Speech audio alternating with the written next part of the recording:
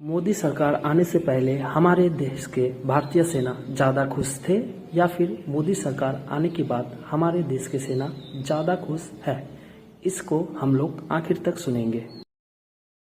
Sir, ये बात अलग है कि सब अपनी अपनी राजनीतिक विचारधारा अलग रखते हैं, लेकिन आप ये जो मैसेज डाल रहे हो ना कि बीजेपी के कार्यकाल में ना तो जवान सेफ है ना ये है। सर, मेरी पोस्टिंग 2006 में J&K में थी, कुपवाड़ा में।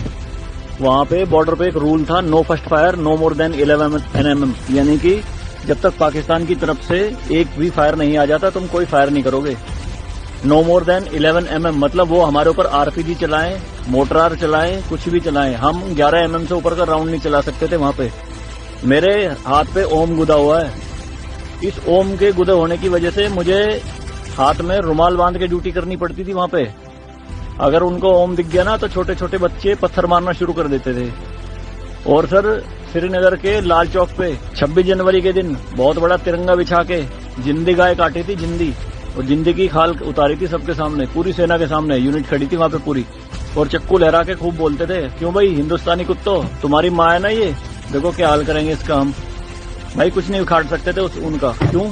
क्योंकि सेंट्रल में गवर्नमेंट गंडवी थी, नपुंसक गवर्नमेंट थी। हमारे सर पे चौकी बना ली थी उन्होंने, जो LAC है ना, LOC, उस पे बिल्कुल वहीं 50 मीटर के दायरे में। और रात में बड़े बड़े स्पीकर पे माइक पे बोलते थे पाकिस्तानी रेंजर्स, अरे अपनी बहनों के एक रात के लिए हमें दे दो, क्या हुआ हिंदुस्तानी नपुंसको, चलाओ गोली। कुछ नहीं कर सकते थे उनका। 2014 में जब गवर्नमेंट चेंज हुई तो सेना अध्यक्ष बिपिन रावत साहब जब उनसे मिले तो उन्होंने बताया कि बॉर्डर के हालात खराब है सर, छूट नहीं है जवानों को कुछ भी। तो PM मोदी ने कहा था कि छूट मेरी तरफ से पूरी है, मैं नहीं जाऊंगा वहां लड़ने, तुम जाओगे। आज की डेट में आप मुझे एक भी चौकी बता दो अगर वहां ढूंढने से मिल जाए। दूरबीन लगा के देखनी पड़ती है, पहाड़ों में, वो भी बंकरों में अंदर, सारी लगा दी उन्होंने तोप उड़ा के। शांति काल में आप 155 mm की बोफोर्स टाइप की तोप नहीं चला सकते, यूएनओ का रूल है। लेकिन 2014 में ये बोफोर्स भी चली J&K में पाकिस्तान की तरफ चौकी उड़ाने के लिए। तो सर ये मत कहिए कि बीजेपी के कार्यकाल में जवान मर रहे हैं, ये हो रहा है।